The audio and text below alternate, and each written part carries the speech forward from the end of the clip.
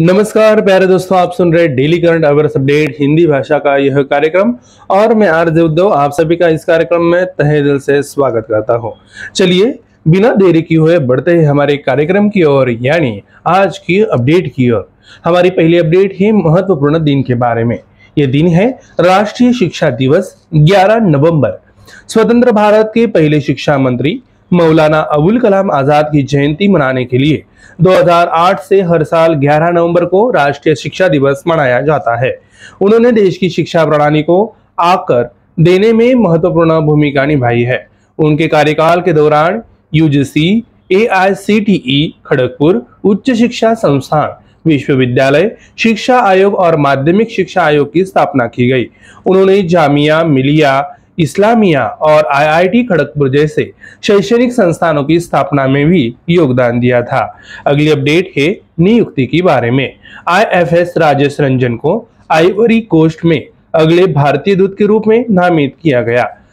2001 batch के विदेश सेवा अधिकारी डॉक्टर राजेश रंजन को कोटे डी आइवर गणराज्य में भारत के अगले राजदूत के रूप में नियुक्त किया गया है।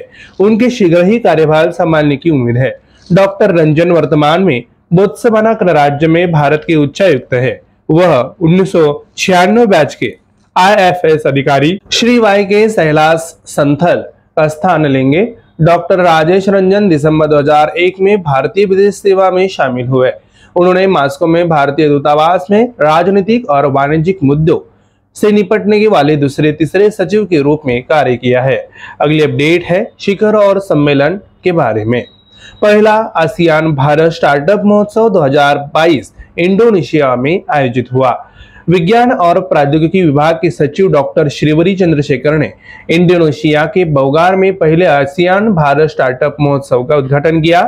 यह उत्सव प्रौद्योगिकी और नवाचार पर आसियान विज्ञान प्रौद्योगिकी और नवाचार समिति और विज्ञान और प्रौद्योगिकी विभाग भारत सरकार के बीच समग्र आसियान भारत विज्ञान प्रौद्योगिकी और नवाचार सहयोग कार्यक्रम का हिस्सा है और इसे भारत सरकार के आसियान भारत विज्ञान और प्रौद्योगिकी विकास कोष के द्वारा समर्थन दिया जाता है।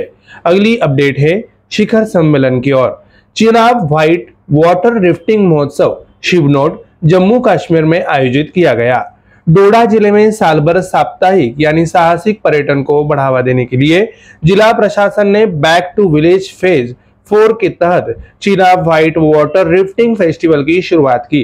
उत्सव का उद्घाटन डोडा शहर से 35 किलोमीटर दूर प्रेम नगर के शिवनोट इलाके में उपायुक्त डोडा विशेष पॉल महाजन और एसएसपी डोडा अब्दुल कयूम ने किया। महोत्सव के पहले दिन जिले के लोगों से बहुत उत्साह और जबरदस्त प्रतिक्रिया देखी गई, जिसमें 1000 से अधिक लोग विशेष रूप से युवाओं ने इस कार्यक्रम में भाग लिया और लगभग 200 ने राफ्टिंग ट्रिप और एटीवी राइड में भाग लिया। अगली अपडेट है योजनाओं के बारे में। महाराष्ट्र सरकार साइबर इंटेलिजेंस यूनिट स्थापित करेगी। महाराष्ट्र के उप मुख्यमंत्री देवेंद्र फडणवीस ने घोषणा की है कि साइबर और वित्तीय अपराध पर अंकुश लगाने के लिए राज्य में एक समर्पित साइबर इंटेलिजेंस यूनिट स्थापित की जाएगी। साइबर अपराध आने वाले समय को एक बढ़ती चुनौती बन सकता है और इन दृष्टि में से फडणवीस ने कहा कि साइबर इंटेलिजेंस यूनिट को उन्नत तकनीकी का उपयोग करके बनाया जाएगा। उन्होंने कहा कि यह एकल मंच किसी भी साइबर या वित्तीय अपराध के लिए त्वरित प्रतिक्रिया सुनिश्चित करेगा, क्योंकि वह बैंकों, वित्तीय संस्थानों, सोशल मीडिया संगठनों, विनियमित संस्थानों, साइबर पुलिस और विशेषज्ञों का एकजुट करेगा। अगली अपडेट है समझौता के बारे में। फुटबॉल फॉर स्कूल के लिए धर्मेंद्र प्रधान ने FIFA यानी फीफा और AIFF के साथ समझौता ज्ञापन पर हस्ताक्षर किए। केंद्रीय शिक्षा मंत्री श्री धर्मेंद्र प्रधान ने शिक्षा मंत्रालय की ओर से भारत में फुटबॉल फॉर स्कूल पहल के लिए फीफा और अखिल भारतीय फुटबॉल महासंघ के साथ मुंबई में एक समझौता ज्ञापन पर हस्ताक्षर किए। फीफा अध्यक्ष श्री जियानी इन्फेंटिनो और अखिल भारतीय फुटबॉल महासंघ के अध्यक्ष श्री कल्याण चौबे ने संबंधित संगठनों की ओर से समझौता ज्ञापन पर हस्ताक्षर किए। फीफा अध्यक्ष जियानी इन्फेंटिनो ने प्रसन्नता व्यक्त करते हुए कहा कि फुटबॉल फॉर स्कूल कार्यक्रम बच्चों को प्रेरित करने और भारत में उनके समग्र विकास को सुनिश्चित करने के लिए एक सकारात्मक उपकरण होगा। बढ़ते हैं अगले अपडेट है रैंक के बारे में। WHO ग्लोबल टीबी रिपोर्ट 2022 जारी हुआ। विश्व स्वास्थ्य संगठन ने हाल ही में ग्लोबल टीबी रिपोर्ट जारी की। रिपोर्ट पूरी दुनिया में तपेदिक यानी टीबी की निदान, उपचार और बीमारी के बोझ पर कोविड-19 महामारी के प्रभाव को नोट करती है। टीबी एक बैक्टीरिया है, उनके कारण होता है जो ज्यादातर फेफड़ों को प्रभावित करता है।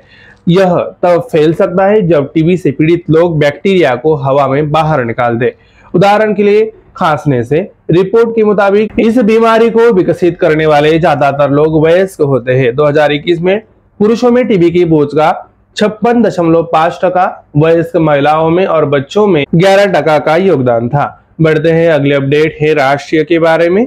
यूपी का रानीपुर टाइगर रिजर्व बना भारत का 53वां टाइगर रिजर्व। उत्तर प्रदेश का रानीपुर टाइगर रिजर्व भारत का 53वां टाइगर रिजर्व बन गया है।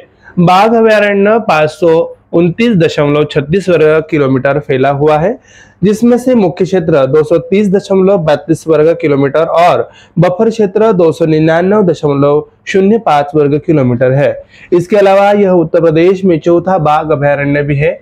रानीपुर के अलावा राज्य में 3 बाघ अभयारण्य है, दुधवा, पीलीभीत और Amangarh Jim Corbett national park का बफर जोन है और उत्तर प्रदेश के बिजनौर में स्थित है। दुधवा टाइगर रिजर्व जहां लखीमपुर में स्थित है, वही पीलीभीत टाइगर रिजर्व पीलीभीत में है।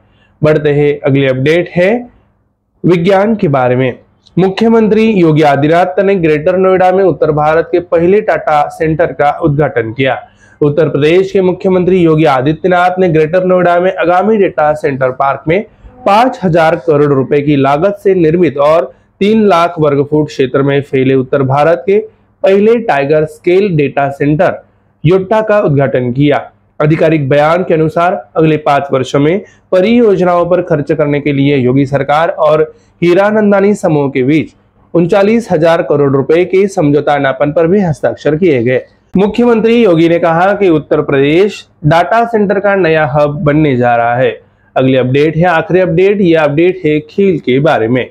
French open 2022 badminton, Satwik Sairaj, रंकी Reddy और चिराग ने जीता पुरुष युगल खिताब। सात्विक साईराज, रंकी रेड्डी और चिराग शेट्टी की स्टार भारतीय जोड़ी ने पुरुष युगल फाइनल में चीनी ताइपे के लू चिंग याओ और यांग पो हान पर सीधे गेम में जीत के साथ फ्रेंच ओपन सुधार 750 खिताब जीता। दुनिया की 8वें नंबर की जोड़ी ने 48 मीटर तक चलने फाइनल में 25वीं रैंकिंग के लू और यांग को 21 से 13, 21 से 19 से हराया। सात्विक और चिराग जो 2019 संस्करण में उपविजेता रहे, उन्होंने इस साल अपने सपने को जारी रखा और इंडियन ओपन सुपर 500 राष्ट्रमंडल खेलों का स्वर्ण, थॉमस कप और विश्व चैंपियनशिप का जीता है। प्यारे दोस्तों, हमारा daily current affairs update Hindi भाषा का यही कार्यक्रम यही पे समाप्त हो रहा है।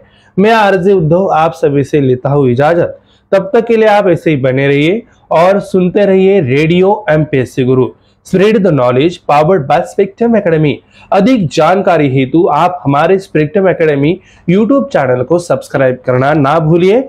बेल आइकॉन को प्रेस करें, लाइक करें, शेयर करें, कमेंट करें और हाँ, आपको हमारे कार्यक्रम कैसे लगते हैं इसकी जानकारी, इसकी प्रतिक्रिया आप हमारे व्हाट्सएप क्रमांक पर भेजना ना भूलिए। हमारा व्हाट्सएप क्रमांक है 8698 यानी कि 8698 869880। धन्यवाद।